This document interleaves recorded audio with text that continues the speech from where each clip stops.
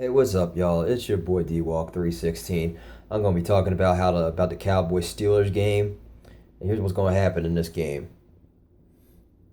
Right now, the Steelers right now are pretty much banged up because their O line is not all that good. Yeah, they got Le'Veon Bell, but he is a threat. They got Antonio Brown. They got Sammy Coates. They got Big Ben. But you guys got to realize about one thing about Big Ben. He's just coming back from a torn meniscus injury, and he showed his struggles again in that Ravens game. He didn't look all that good, and in my opinion, I think Pittsburgh rushed him back too quick. There's also another stat you got to realize about Big Ben. He struggles against the NFC East. He showed against Philadelphia Eagles in Week 3 when the Eagles shut them out 34-3. But you got to remember, this team struggles against the NFC East. He struggles against NFC East teams. And the fact that this game isn't Heinz Field and we're on the road, which we're undefeated on, is going to be a tough test for us anyway. Because what I'm more concerned about are these matchups we got. We have Pittsburgh's defensive line against Ezekiel Elliott and Dak Prescott. You got to worry about Hargrave, Timmons, and Ryan Shazier. Secondary, you got to worry about, well, Pittsburgh secondary I wouldn't worry about as much after what Mike Wallace did to them when he ran 95 yards against them a week ago. But you have a good matchup you have to worry about with the secondary. You would have William Gay on Cole Beasley. You'll have one of their rookie Ross on either Des Bryant or Terrence Williams. But their secondary is not that good after what happened with Mike Wallace. The thing with us we got to look at here is the way we can win this game is we run the ball with Elliott.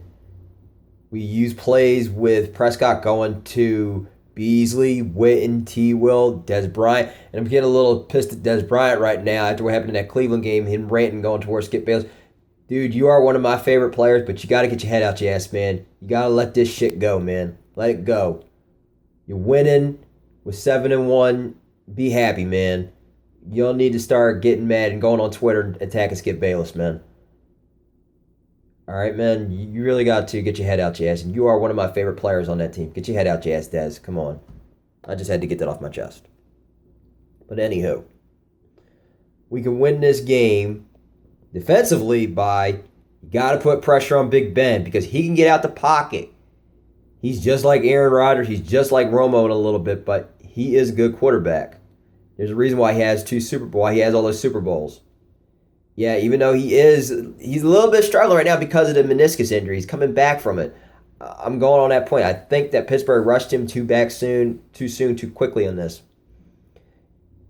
There's one thing. Another thing is the defense. We got to worry about Antonio Brown and Sammy Coates.